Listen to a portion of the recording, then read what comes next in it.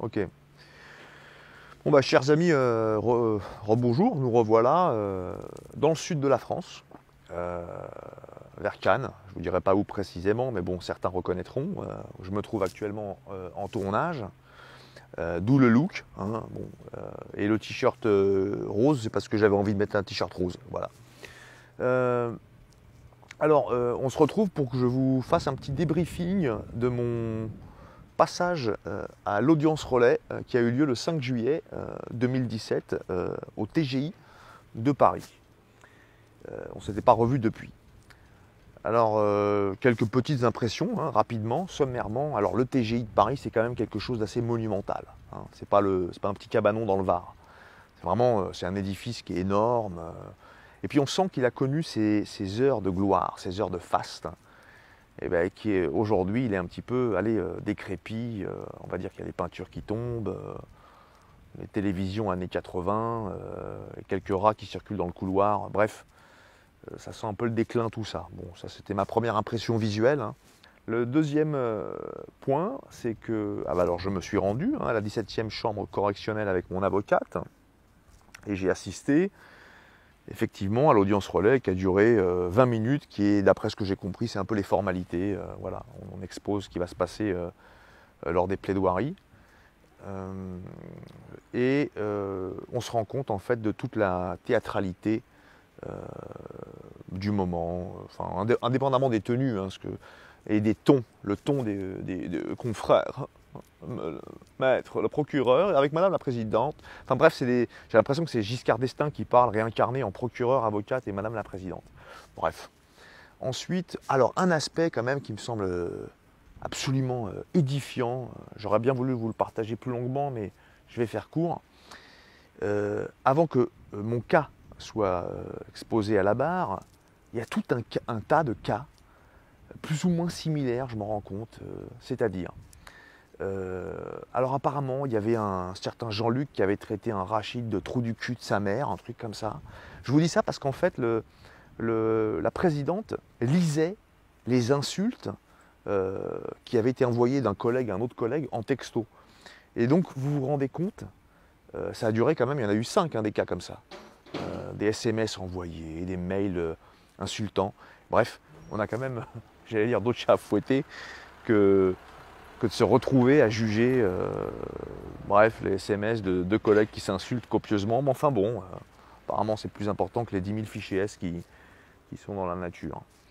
Et bon, suite à cette audience relais, je parle un petit peu avec mes contacts, mes amis, mes collègues, et je me rends compte qu'il va y avoir 2 stratégies de défense possibles. Alors, la première, qui m'a été suggérée par ma mère, c'est tu demandes pardon, tu fais profil bas, et tu dis que tu regrettes absolument tout ce que tu as dit. Peut-être qu'ils oublieront. Mais c'est ma mère. Bon. Au stade où on en est, au stade où on est la liberté d'expression dans ce pays, on n'a plus rien à foutre, il faut lâcher les chevaux. Je pense que ça va être un petit peu ma stratégie de défense. C'est-à-dire que bon, la justice française, elle, et en l'occurrence toutes ces associations de merde dites antiracistes, donc je pense qu'on va établir plutôt cette deuxième stratégie-là que d'exposer la supercherie. Ensuite, j'ai rencontré, suite à mes différentes conversations, contacts, des intervenants, des dissidents très pertinents, très intéressants. Alors je pense notamment à monsieur Pierre Cassan, qui est un franchouillard apparemment persécuté et plusieurs fois condamné par la justice française. Mais il n'y a pas que lui, il y en a beaucoup, donc j'en ai connu quelques-uns. J'ai été invité aux 10 ans, un anniversaire de Riposte Laïque, que je ne connaissais pas. Donc c'est un peu à la bonne franquette hein, chez eux, c'est buffet, champagne, il y a quelque chose d'assez multifacette dans cette France qui se voit censurée et en même temps muselée et intimidée. J'ai appris aussi par ces gens-là, parce que plus on déroule et plus on se rend compte qu'il y a vraiment des sujets intéressants qu'on ne connaît pas, et ben qu'il y en a aussi qui ont dû s'exiler. Voilà, donc, parce qu'ils sont condamnés de la prison, c'est toujours lié à la liberté d'expression. Hein. Donc j'ai connu le cas de ce policier Sébastien Jalamion. Alors lui, c'est ahurissant, c'est hors norme son cas de figure. De Boris Lelay. Alors lui, c'est absolument... Alors je me dis que là, si on n'a pas compris qu'on rentre dans un soviet système, bon, on n'a pas compris grand-chose.